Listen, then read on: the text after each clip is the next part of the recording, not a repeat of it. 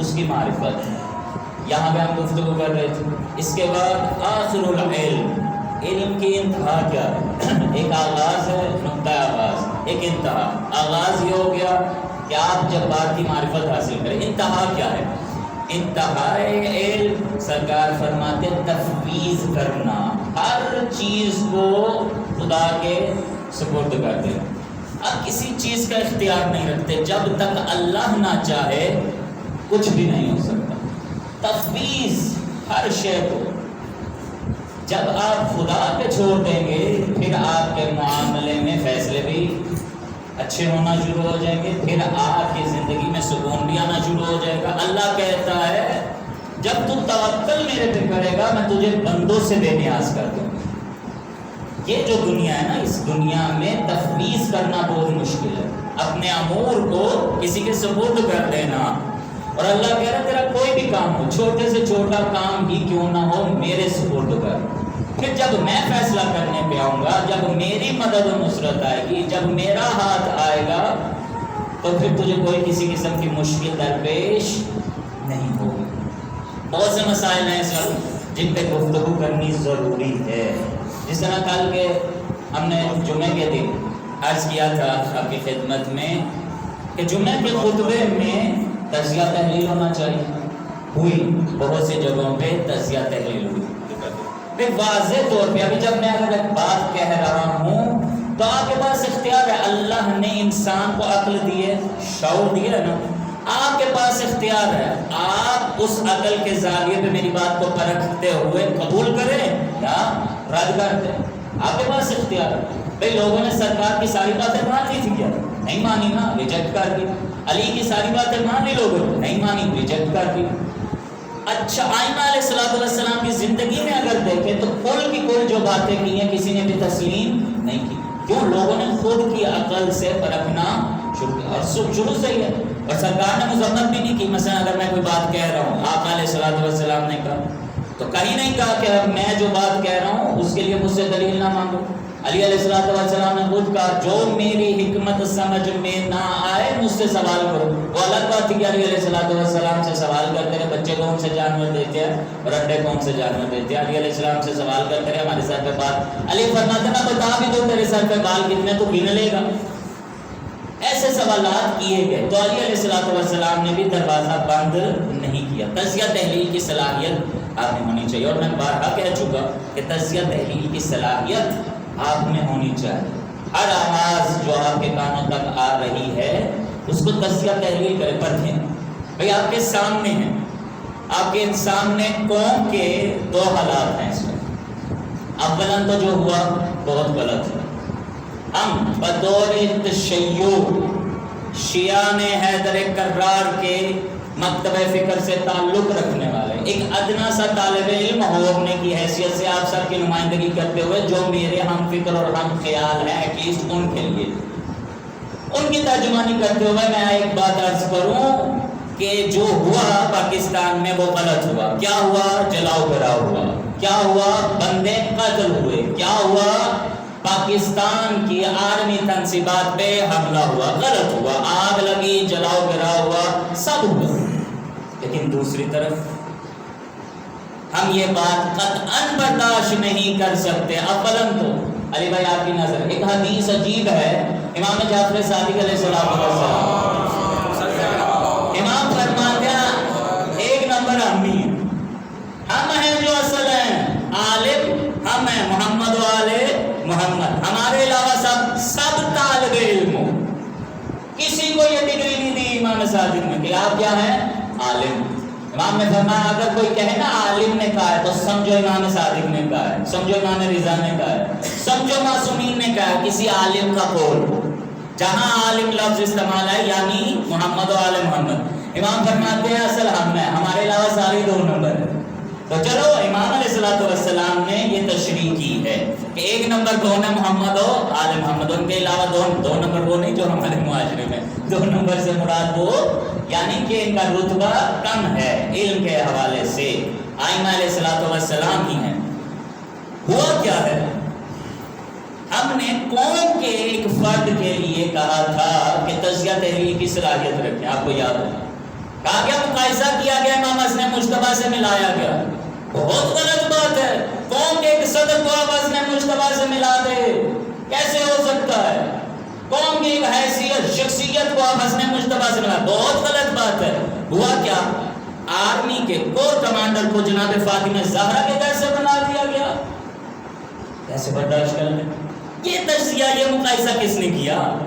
کیسے ممکن ہے کہ یہ جو اٹھے تھے بلوائی اٹھے، بلوے میں مارے گئے نا، بلوے میں ہو، کور کمانڈر تو گھر میں بھی نہیں تھا۔ عوام نے اپنے پیسوں سے بننے والی تنصیبات جو عوام کا حق تھا وہاں پہ اور جا کے جلایا۔ البتہ غلط ہے، ہم کہہ رہے ہیں، لیکن مقایسہ کس نے کیا؟ کیوں حضرت زہرا سلام اللہ علیہا کی ایسی تشبیہ جمعے میں خطبہ میں دی گئی کہ حضرت زہرا کے گھر کو جلانے کے مترادف ہے، جی ایچ کیو پہ ایک پتھر ایٹم بم کے مترادف ہے۔ تو 75 سال سے اس ملک کو کس نے لوٹ کے کھا لیا؟ 75 سال سے یہ عوام کیوں سرنے ہو رہی ہے؟ کیوں مقایسہ کیا جا رہا ہے؟ ایک آرمی جو کہ پاکستان کے آئین کے مطابق ڈکلیئرڈ ہے، پاکستان کا آرمی چیف، قابل عزت، قابل احترام، معزز حضرت اعلیٰ مقام وزیر دفاع کے انڈر نہیں ہے۔ آئین پاکستان کہتا ہے آرمی چیف وزیر دفاع کے سیکٹری کے انڈر ہے۔ بھائی اس کے متعلق اتنا دفاع میں کوئی آگے چلا جائے کہ حضرت زہرا سلام اللہ علیہا کے گھر کو جلانے میں مترادف ہے، ان کی طرف کوئی آنکھ اٹھا کے دیکھے، یہ تشیع کا موقف نہیں ہے۔ یہ آپ میں سے اگر کسی کا موقف ہے تو آپ کے عقیدے کو سلام ہے، بھائی ہمارا تو موقف نہیں۔ حضرت زہرا سلام اللہ علیہا سے کسی کو بھی کوئی مقایسہ نہیں کر سکتا، کوئی برابر نہیں ہے۔ جس نے گھر پہ حملہ کیا ہم تو اس پہ تبرہ کر رہے ہیں، ہم تو نہیں تسلیم کر رہے، آج تک رو رہے ہیں اس واقعے کو لے کے۔ کیسے ہو سکتا ہے آپ اتنی جرأت کر جائیں اور کہتے ہیں کہ حضرت زہرا سلام اللہ علیہا کے گھر کو بھی جلایا تھا، آپ نے فوجی تنصیبات کو بھی آگ لگا دی؟ لہٰذا یہ بات تشیع کا عقیدہ نہیں ہے۔ جنہوں نے کیا، البتہ ہم نے پہلے کہا غلط کیا، قانون کو آپ نے نہیں لینا چاہیے تھا۔ اب خدا ہی مدد ہے نا، سارا تو آپ نے ہائی جیک کیا ہوا تھا، عوام خود سے نکلی ہے، ساری لیڈرشپ آپ نے فلاں پارٹی کی ساری قید کر لی، سب کچھ ہو گیا، عوام خود سے نکلی۔ آپ نے آ کے غریبوں کے املاک کو جو خود نقصان پہنچایا اس کا ذمہ دار کون ہے؟ حقائق جب خدا سامنے لائے گا تو پھر پتہ چلے گا نا۔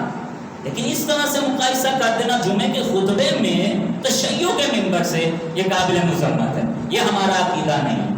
یہ تشیع کا عقیدہ نہیں ہے کہ کسی بھی عام انسان غیر معصوم کے گھر کو آپ آگ لگا دیں اور کہیں حضرت زہرا کے گھر کو بھی آگ لگی تھی، یہ دونوں برابر ہے۔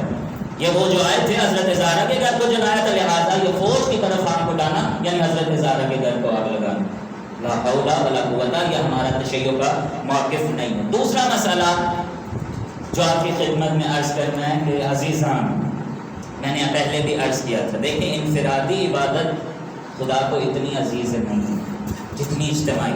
جماعت واجب نہیں ہے، لیکن جماعت کا ثواب، مثلا اگر یہاں پہ کوئی آتا ہے فرادہ نماز ادا کر لیتے ہیں، لیکن اس سے پتہ چلتا ہے 1 بجے جماعت ہے، تو حکم ہے اگر فرادہ نماز ادا بھی کر دیے تو جماعت کو اہمیت دیتے ہوئے دوبارہ نیت کرے اور جماعت کے ساتھ شریک ہو جائے۔ فقہ کا حکم ہے نا، سب کو معلوم ہے۔ بھائی میں اپنی فرادہ نماز ادا کر چکا، مجھے پتا چلا کہ ابھی جماعت ہو رہی ہے، دوبارہ نماز وہی ظہر اگر پڑھ لیے تو پھر سے قربتاً اللہ کی نیت سے دوبارہ جماعت کی نیت کرے، کیونکہ جماعت کو اہمیت ہے۔ اب میرا واجب تو ادا ہو گیا تھا، اللہ نے پھر پلٹایا نہیں پلٹایا، لہٰذا انفرادیت کی اہمیت نہیں عزیزان، اجتماعیت کی اہمیت ہے۔ اجتماع کو فروغ دے، آپ کے سامنے ہے باقیاں خدا کے کام جو آپ انجام دیتے ہیں، میزبانی کرنا خدا کا کام ہے، خدائی کام میں جو آپ امداد کرتے ہیں، خدائی کام میں جو ہاتھ بٹاتے ہیں، خدا بے پناہ عنایات کرتا ہے، خدا دیکھتا ہے آپ کے دل کی طرف، اس نے تو میرا کام کیا، میری طرف آنے والوں کو اس نے سہولت دی، اب میں اس کی زندگی کو سہولت دوں گا، میں اس کی مشکلات حل کروں گا۔ یہ ایک قدم میری طرف آیا، نہ آیا لے کے آیا، اجتماع کو لے کے آیا، 10 افراد کو لے کے آیا، اب جب یہ لے کے آیا نا میری طرف، اب میں اس کی طرف 70 قدم آگے آؤں گا، اس کے امور کو تفویض امر الیہ، جو اس نے مجھ پر تفویض کیا، اس کے امور میں انجام دوں گا، اس کے کام میں، حدیث قدسی ہے، تیرے ہاتھ میں بنوں گا، تیرے کان میں بنوں گا، تیرے امور میں انجام دوں گا، حدیث قدسی ہے۔ کب؟ جب تو میری طرف مخلص ہو گیا۔ آپ کے سامنے ہے باقیاں خدا کی راہ میں نے کل کے درس میں یا پرسوں گزشتہ میں نے دروس میں کہا تھا کہ جو آپ کے مرحومین جا چکے ہیں نا ان سے پوچھیں کتنی ضرورت ہے انہیں، کتنی ضرورت ہے انہیں. مثلا ایک مومن نے آپ کے لیے وضو خانے کا یہ اہتمام کیا، اب اس کا اجر اس کے مرحومین کو قیامت تک جب تک یہاں سے وضو ہوتا رہے گا اس کے مرحومین کو اس کا اجر ملتا رہے گا. کتنا اجر. اب اس کے مرحومین شاد ہو رہے ہیں کس طرح سے؟ حوض کوثر سے سیراب کنفرم ہے. ہم جائیں گے نہیں پتہ نہیں حوض کوثر تک پہنچ پاتے ہیں یا نہیں پتہ نہیں ہے. 2 نمبر ہیں، 2 نمبر پتہ نہیں پہنچ پاتے ہیں نہیں پہنچ پاتے. 1 نمبر سارے حوض کوثر پہ موجود ہے، پلا رہے ہیں وہاں پہ. اب وہاں پہ حوض کوثر آپ کے مرحومین جب وہ، کیونکہ عمل تو وہاں پہ انجام دے نہیں سکتے، آپ نے یہاں پہ وضو خانہ بنوا دیا. ایک مومن نے کہا اچھی جو ہے نا وہاں پہ ٹوٹیاں لگائیں ذرا مومنین خوش ہوں، ایزی پانی انہیں مل جائے. اب جو یہ کام کر رہے ہیں وہاں مرحوم، آپ ایک مرحوم کے نام اصال کر رہے تھے. اب جب یہ اصال ثواب آپ نے کر دیا کسی مرحوم کے نام تو وہاں پہ امام فرماتے ہیں حبس کی کیفیت ہوتی ہے مرحوم کے لیے جب تک آپ اس کے لیے کچھ بھیجیں نا. ایک حبس کی دباؤ ایئر ٹائٹ ہوتا ہے وہ قبر میں، محشر میں، برزخ میں. اور جیسے ہی آپ اس کے لیے کوئی عمل انجام دیتے ہیں امام فرماتے ہیں اس کے لیے بہشت کے دروازے کھول دیے جاتے ہیں اور بہشت کی ہوا کو محسوس کرتا ہے. وہاں سے برزخ میں جوار حضرت زہرا میں ماں ہے تو دعا کرتی ہے پروردگار میرے لال نے دیکھ تو صحیح اہتمام کیا، میرے اللہ اس کی زندگی کی مشکلات آسان کر دے. باپ اگر دنیا سے چلا گیا آپ نے مومنین کو ٹھنڈک پہنچانے کے لیے، ابھی یہاں پہ ایک بار مرد مجاہد مومن نے مومنہ نے آپ کے لیے ایک اے سی کا اہتمام کر دیا. ابھی 1.5 اے سی کا انتظام رہتا ہے، آپ مومنین تعاون کریں. کیوں اپنے مرحومین کے لیے نہیں کرتے؟ یہ موقع ہے، ابھی کیش کریں اس کو، فرصت کے لمحات ہیں اپنے مومنین کے لیے، دوش آخرت ہر ایک کے لیے. میں نے تو کہا تھا انتظامیہ سے بھی میں نے گزارش کی ہر ایک کو یہاں پرچی بنائیں، ایک بکلیٹ بنائیں، ہر ایک کو دیں. ہر ایک بچہ ہے، بڑا ہے، بزرگ ہے، ہر ایک 50 100 جتنی توفیقیں دیں ضرور، یہ کام آئے گا. عزیز ہم یاد رکھیں کوئی عمل آیت اللہ فاضل فرماتے صرف اپنا واجب ادا کرو، 4 رکعت نماز ادا کرو، پھر اجتماعیت کی فکر کرو، لوگوں کو کس طرح سے بخشوانا ہے اس کی فکر کرو. اور اگر محشر میں خدا نے پوچھ لیا نا تمہیں مستغفرات کا میعاد کیوں نہیں دیے، تمہیں نوافل نہیں ادا کیے، تو ان سے کہہ دینا فاضل نے کہا تھا نہ ادا کر. اتنی گارنٹی ہے کس قدر اہم ہے. لیکن ہم یہ سوچتے ہیں ہاں خیر ہے یار وہ بڑے پیسے اللہ وہ کر لے گا فلاں کر لے گا. نہ اپنی ذمہ داری سر 100 روپے بھی دے سکتی ہے نا تو دے خدا کی راہ. آپ کے لیے اگر جہاں پہ مومنین آئیں نماز ادا کریں جب تک وہ مثلا یہ پنکھے کی ہوا جب تک آپ لے رہے ہیں آپ کسی مرحوم کی نیت خدا میرا دادا دنیا سے چلا گیا، یہ جو جب تک مومنین اس سے استفادہ کرتے رہے، یہ مصلی جو بچھائے ایک سے ایک جگہ، یہ تسبیح ایک ایک چیز کی آپ کے مرحومین کو وہاں پہ ضرورت ہے. آپ دیکھیں گے آپ کی زندگی میں کبھی آپ کی طبیعت بوجھل ہو رہی ہو نا، طبیعت خراب ہو رہی ہو، جب آپ کو پتہ نہ چل رہا ہو میں کیا کروں، حالات اپنے کسی مرحوم کے لیے کچھ نہ کچھ کریں. مسجد میں گلاس رکھ دیں، کسی نہ کسی طرح سے جائے نمازیں بچھا دیں، ایک تصویر لا کے زیادہ نہیں ہے کہ لٹکا دیں. میں ایک تصویر تو موجود ہے مثال دے رہا ہوں. کچھ نہ کچھ کوئی اگر اللہ نے 4 پیسے دیا پیٹ کی ذمہ داری لے لیں، الماری کی ذمہ داری لے لیں، چھت کی ذمہ داری، کچھ نہ کچھ کرتے رہیں خدا کے لیے تاکہ آپ کے مرحومین کے لیے سال ثواب کے لیے آ سکے. ورنہ اللہ نے جنہیں توفیق دیا وہ تو بخشے جائیں گے، جن نہ ہوتے ہوئے دینا کمال ہے. امام صادق علیہ السلام ارشاد فرماتے کہ اللہ دروازے کب کھولتا ہے؟ پیٹ کے پاس تو ہے، اللہ نے دیے ہوئے اس میں سے دے دیا، کیا کمال، اللہ کے دیے ہوئے مال سے دیا. امام فرماتے ہیں اللہ خوش تب ہوتا ہے جب نہیں ہے تو دیا ہے.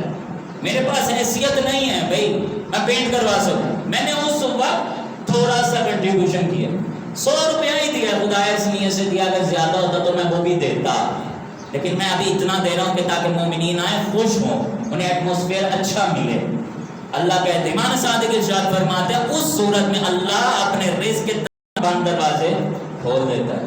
تو لہٰذا عزیزان آپ سے گزارش یہ ہے کہ انتظامیہ سے بھرپور تعاون کریں جس سے ہو سکتا ہے. آپ کے لیے جس مومن نے یہ اہتمام کیا دعاؤں میں انہیں بھی یاد رکھیں. کال پرسوں تک آپ کے لیے اسی کا اہتمام ہو جائے گا، اور کچھ پیسے جو رہتے ہیں ضرور تعاون کریں، جو کر سکتے ہیں۔ آپ نہیں کر سکتے، اگر کسی مخیر حضرات کو آپ جانتے ہیں تو ان تک ضرور جائیں، انہیں پیغام پہنچائیں۔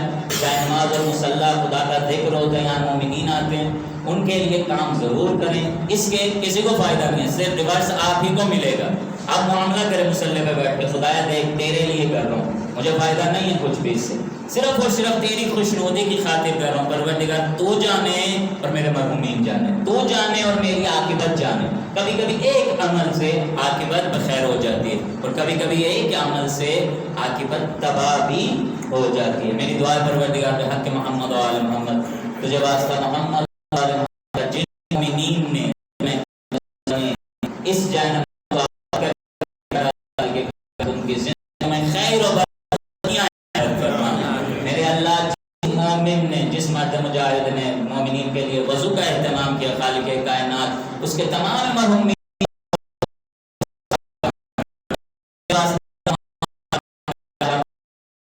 میں زیادہ قریب تجھے غازی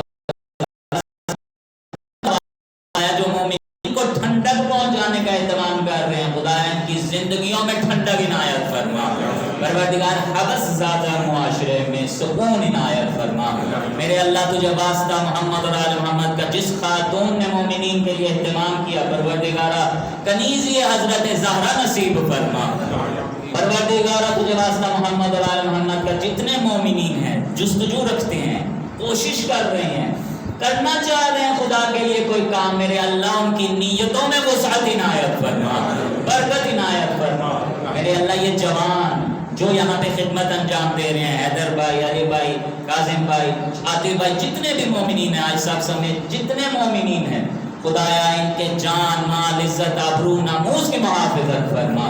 میرے اللہ یہ مومنین جو تیرے اس مصلی کو رونق بخشنے کے لیے آتے ہیں، خالق کائنات ان سب مومنین کا رزق آسمانوں میں ہے نازل فرما، پروردگار زمین میں ہے ظاہر فرما، دور ہے نزدیک فرما، نزدیک آسانی سے بغیر مشقت کے عنایت فرما۔ پروردگار تجھے واسطہ محمد اور آل محمد ہم سب کے مرحومین کو غریق رحمت فرما، شفاعت محمد و آل محمد عنایت فرما۔ پروردگار موت پر حق ہے، عاقبت بخیر فرما، مرنے سے پہلے عبداللہ حسین کی زیارت کربلا میں نصیب فرما، امام زمان کے ظہور میں تعجیل فرما، محضر امام زمان میں شہادت کی عظیم موت عنایت فرما۔ ربنا تقبل منا انک